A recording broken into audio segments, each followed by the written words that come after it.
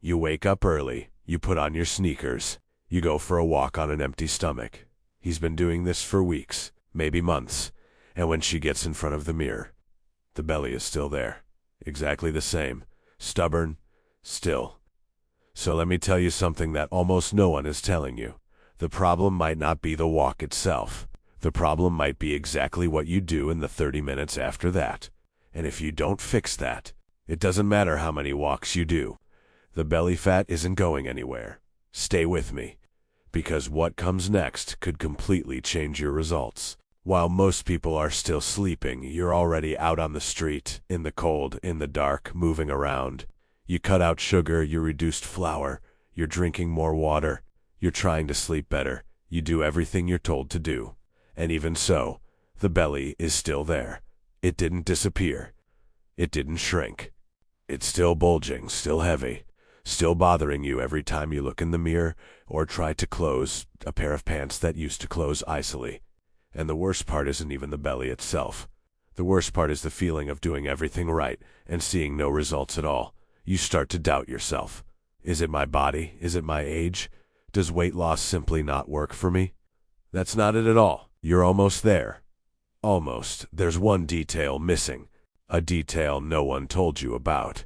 And that detail is silently destroying all the effort you've put into your journey. That's what walking on an empty stomach is for. Your body starts burning fat for fuel, including belly fat. So far, so good. You're on the right track. But here's the point that changes everything. Walking isn't the moment of burning. Walking is the trigger. It lights the furnace.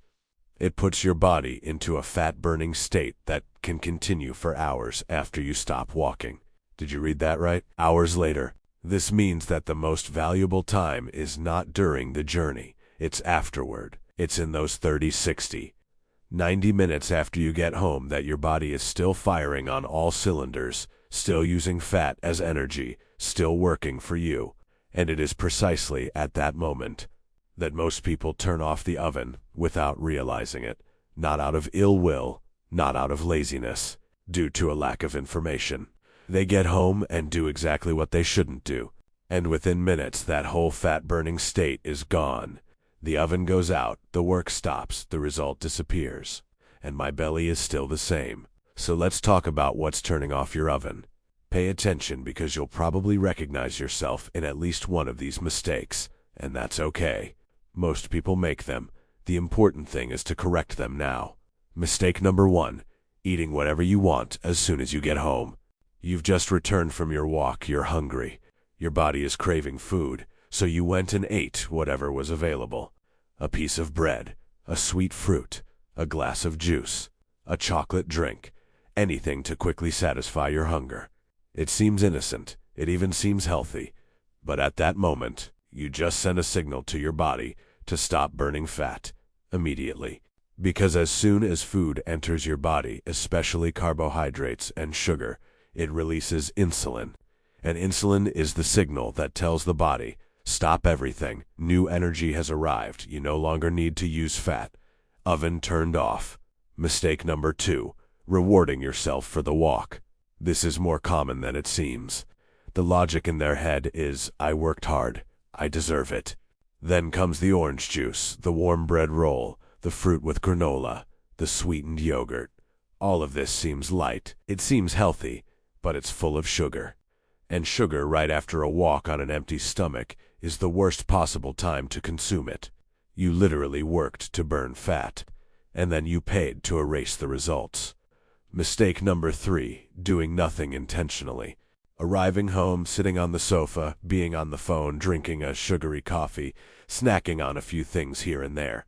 Without awareness, without intention, without knowing that this moment is the most important of their entire weight loss routine. These 3 mistakes seem small, but added together, day after day, week after week, they are what are keeping your belly fat in place. The good news is that fixing it is simpler than you think. If this makes sense to you, leave a like now, and comment below which of these mistakes you usually make. This helps me a lot to continue bringing content that really works for you. First, what to drink right after the walk. Water, simple as that. Iced water, room temperature water, water with lemon without sugar. All of these hydrate, help the body continue functioning well, and do not interfere in any way with the fat-burning process. Pure coffee is also welcome. No sugar, no sweetener, no milk. Coffee has an interesting property. It helps keep the body in a state of metabolic alertness, promotes fat burning, and even reduces hunger in the first few minutes after a walk. Green tea, ginger tea, cinnamon tea, all without sugar. They are great options. Light, hot, or cold, and they help the metabolism keep working. What you shouldn't drink: fruit juice, even natural, coconut water, frequently. Anything with excessive sugar or artificial sweeteners. All of this messes with insulin and disrupts the process.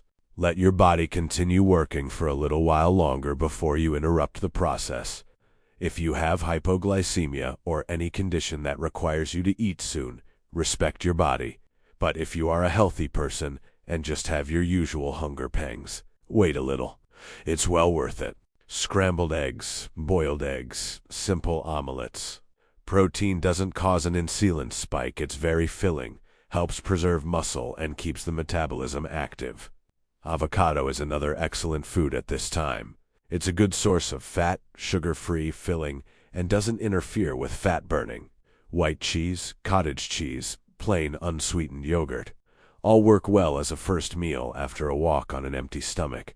What to avoid at your first meal? Bread, tapioca, very sweet fruit like ripe bananas or mangoes, juice, cereal, granola with honey. All of these things raise insulin levels quickly and undo the work your walk started.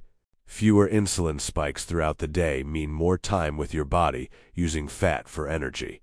Move around a bit after eating. You don't need a gym. A light 10-minute walk after lunch, for example, helps the body use the glucose from the meal without storing it as fat, and drink water throughout the day. A hydrated body functions better, metabolism is more active, there's less fluid retention, and less bloating in the belly. It seems simple because it is simple. It's not about doing more. It's about not undoing what you've already done. Walking ignites the furnace. You just need to stop putting it out right afterward. The second is fat, which is stored in your body waiting to be used. The problem is that the body has a clear preference. Whenever sugar is available, it uses the sugar first, and it leaves the fat stored. It's easier, faster, and more practical for him. Fat comes in second place. Always. But when you wake up on an empty stomach and go for a walk, there's no sugar available. The supply ran out overnight, so the body has no choice. It will seek out fat, and that's where the magic begins. Now imagine that this process is like a campfire that you lit with great effort. Straw kindling, you blew and blew until the fire caught. When you get home and eat some bread, drink some juice, have a piece of sweet fruit, it's like throwing a bucket of water on that fire. The fire goes out instantly. All the effort to light it, wasted in seconds. But if you get home, drink water, have a black coffee, wait a bit. The fire keeps burning, it keeps getting bigger. It keeps consuming more wood. And the wood in this case is the fat on your belly. This is what it means to keep insulin levels low after a walk. Insulin is the hormone that the body releases when sugar or carbohydrates enter the body. And when insulin levels rise, the body shuts down completely and starts storing energy. It stops burning fat. It stops using stored fat. It blocks the process. So the secret isn't some miraculous secret. That's all there is to it. Don't throw water on the fire right after all the effort you've put into lighting it. Keep your insulin levels low for a while longer after the walk. Let your body continue using fat. Let the fire burn a little longer. It's simple, it's logical, and it works. One thing that will save you from frustration, from anxiety, from giving up at the wrong time. Abdominal fat is the last to go away.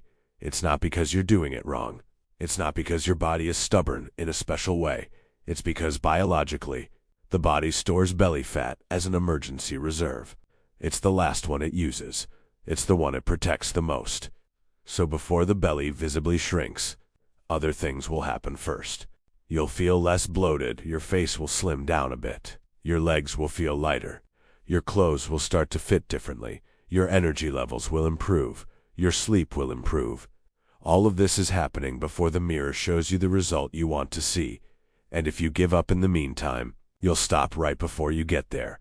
Real results in the belly appear between 3 and 8 weeks of consistency, sometimes a little longer. It depends on your starting point, how much you sleep, your stress level, and your overall diet, but they do appear. For those who persevere, consistency doesn't mean perfection. You don't need to get everything right every day. You're going to have bad days. There will be days when you ate something you shouldn't have right after your walk. There will be days when you didn't walk at all. There will be days when tiredness won. All good. What matters is what you do most days. It's the sum of the weeks. It's the overall direction. One bad week doesn't erase a good month, but 1 month of inconsistency erases everything. So stop expecting results in a week and disappear. Stop comparing your body to someone who is 6 months ahead of you. Stop thinking that if you haven't seen results in 10 days, it's because it doesn't work. It works. It just needs time. And you need to be on the right track, that now. You are. Not during the journey itself, but in what comes after. They get home and eat whatever they can find. They drink some juice. They eat some bread. They reward themselves for having made an effort. And without realizing it, they erase everything. Not out of laziness, out of lack of information. But now you have that information. You know that walking really gets you going.